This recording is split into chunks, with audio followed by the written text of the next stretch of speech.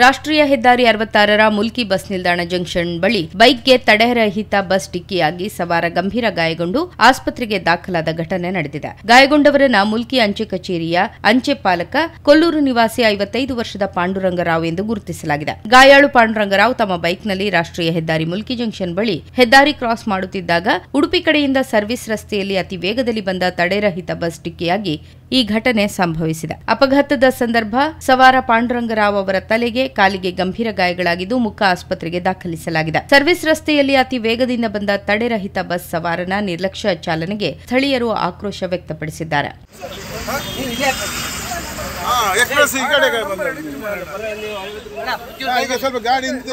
ರಾಷ್ಟ್ರೀಯ ಹೆದ್ದಾರಿ ಚತುಷ್ಪಥಗೊಂಡ ಬಳಿಕ ಅವೈಜ್ಞಾನಿಕ ಹೆದ್ದಾರಿ ಸರ್ವಿಸ್ ರಸ್ತೆ ಕಾಮಗಾರಿಯಿಂದ ಮುಲ್ಕಿ ಬಸ್ ನಿಲ್ದಾಣ, ಬಪ್ಪನಾಡು ಹಾಗೂ ವಿಜಯ ಸನ್ನಿಧಿ ಜಂಕ್ಷನ್ ಬಳಿ ಅನೇಕ ಅಪಘಾತಗಳು ಸಂಭವಿಸುತ್ತಿದ್ದು, ಕೂಡಲೇ ಹೆದ್ದಾರಿ ಇಲಾಖೆ ಸೂಕ್ತ ಕ್ರಮ ಕೈಗೊಳ್ಳಬೇಕು ಎಂದು ಆಟೋ ಚಾಲಕ ಮೋಹನ್ ಕುಬೇವೂರು ಒತ್ತಾಯಿಸಿದ್ದಾರೆ. ಅಪಘಾತದ ಭೀಕರ ದೃಶ್ಯ ಸ್ಥಳೀಯ ಅಂಗಡಿ ಸಿಸಿ ಕ್ಯಾಮೆರಾದಲ್ಲಿ ಸೆರೆಯಾಗಿದೆ.